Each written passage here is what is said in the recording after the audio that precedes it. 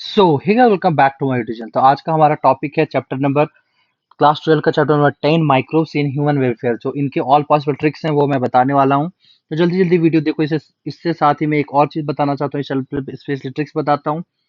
मेरे सारे ट्रिक्स के पीडीएफ चाहिए तो आप मेरे से कांटेक्ट कर सकते हो। मेरा नंबर भी डिस्क्रिप्शन पे मिल जाएगा। तो यहाँ पे जनरली हम लोग बिवरेजेस एंड एंटीबायोटिक्स के बारे में पढ़ते हैं।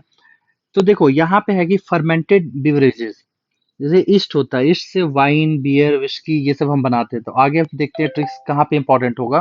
तो देखो यहाँ पे हमने लिखा है कि सैक्रोमाइसिस सेरिवेसी ईस्ट है ये, ठीक है। इससे हम ब्रेड भी बनाते हैं, बिवरेजेस भी बनाते हैं जैसे बियर। तो जो ब्रेड बनाने के लिए स्पेसिफिक यहाँ पे ईस्ट है वो बेकर्स ईस्ट बोलते हैं।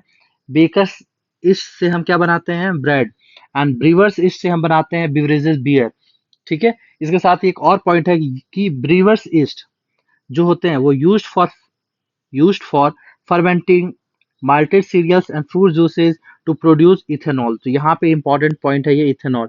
ये चीज एक बार और यहाँ पे आएगा चैप्टर में, तो वो मैं आपको बता दूंगा कि यही चीज है, ठीक है, कि ब्रीवर्स ईस्ट इथेनॉल प्रोड्यूस यहाँ पे हो रहा है, ठीक है। नेक्स्ट चलते हैं। अब यहाँ पे ये जो टॉपिक है ये वेरी इंपॉर्टेंट डालो। यहाँ से क्वेश्चन बहुत बार आया हुआ है और इन फ्यूचर भी आ सकते हैं। डिस्टिलेशन की कौन कौन से ऐसे हैं जो डिस्टिलेशन से प्रोड्यूस होगा और जहां पे डिस्टिलेशन की रिक्वायरमेंट नहीं होगी। तो यहाँ पे डिस्टिलेशन है और यहाँ पे विदाउट डिस्टिलेशन है। तो डिस्टिलेशन से हम क्या क्या बना रहे हैं, विस्की, ब्रांडी, रम।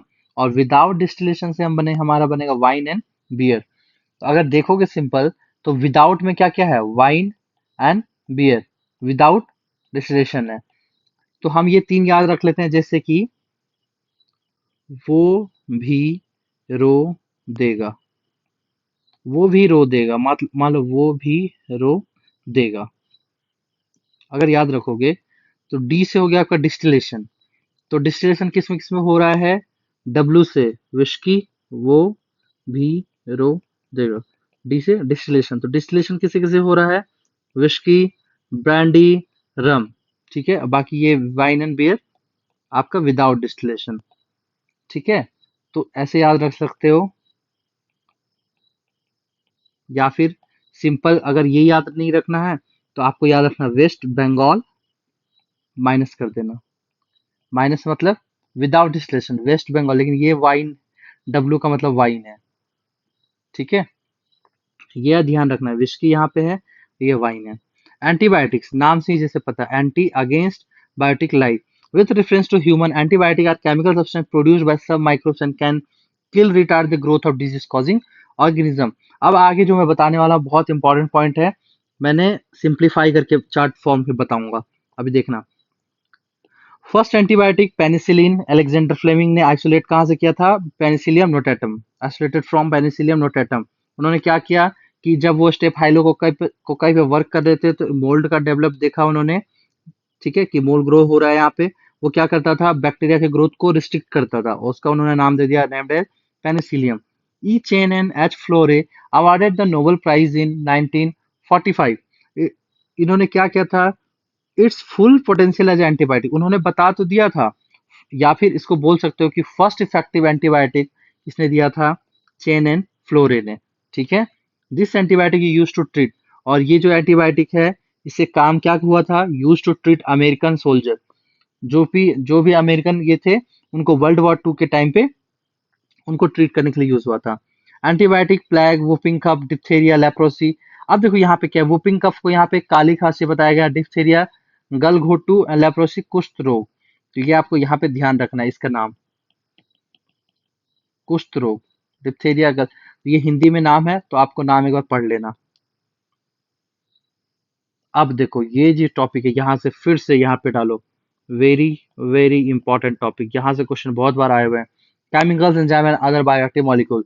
इसको कैसे याद करना है, सिंपल, मैंने एक बता दिया आपका, यहाँ पे चार्ट बनाया, देखो क्या है, यहाँ पे लिख दिया मैंने टाइप, कैटेगरी ऑफ माइक्रोब्स, कि माइक्रोब और माइक्रोब से कैटेगरी, जैसे कि फंगस, बैक्टीरिया वगैरह हो गए। माइक्रोब का नेम, नाम क्या हो गया, एंड प्रोडक्शन, किस चीज का प्रोडक्शन करता है। तो सिंपल देखो, फंगस, पहला माइक्रोब हम पढ़ेंगे फंगस, दूसरा बैक्टीरिया लेंगे, तीसरा बैक्टीरिया, चौथा बैक्टीरिया, मतलब सारे माइक्रोब्स यहाँ पे बैक्टीरिया एक्सेप्ट पहला माइक्रोब जो होगा वो होगा फंगस। तो ये देखो पहला ये फंगस है, बाकी सब बैक्टीरिया है। तो पहला फंगस में क्या आ गया, एस्परजिलस नाइगर। क्या हो गया ये, एस्परजिलस नाइगर। क्या होता है, ये बनाता है सिट्रिक एसिड। इसको कैसे याद रखेंगे, इसको याद रख सकते हो फैन से, कैन से, मतलब एस्परजालस नाइगर हो गया, ये क्या हो गया, फंगस हो गया।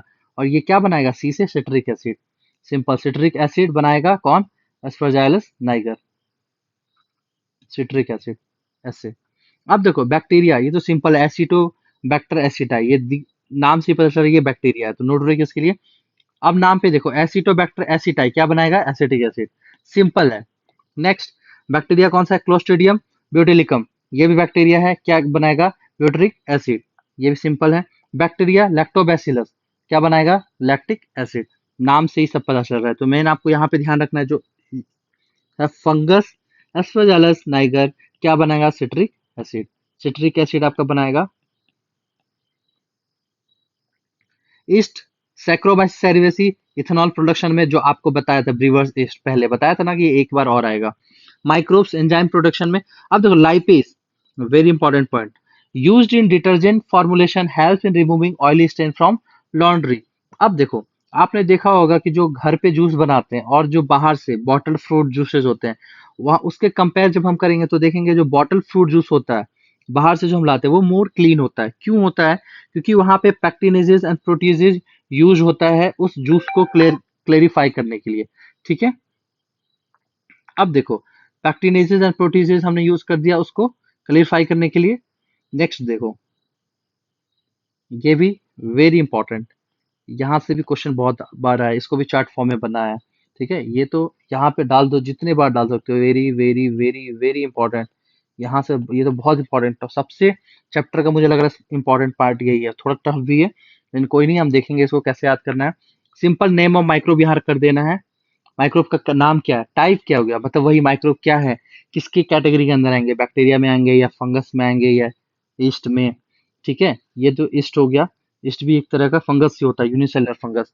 अब देखो, प्रोडक्शन किस चीज का ये प्रोडक्शन करेगा, पहला name of microbes, type and किस चीज का प्रोडक्शन करेगा, स्ट्रेप्टोकोकस। स्ट्रेप्टोकोकस क्या है, खुद बताओ, कोकस आ गया मतलब पता कर लोगे कि ये बैक्टीरिया है। अब किस चीज का प्रोडक्शन करेगा, तो स्ट्रेप्टोकाइनेस का प्रोडक्शन करेगा। स्ट्रेप्टोकाइनेस क्या करता है, ये क्लॉट बस्टर होता है, removing clot from blood vessel. Trichoderma polysporum, trichoderma polysporum, ये क्या है, ये फंगस है, किस चीज का प्रोडक्शन करेगा, साइक्लोस्पोरिन ए।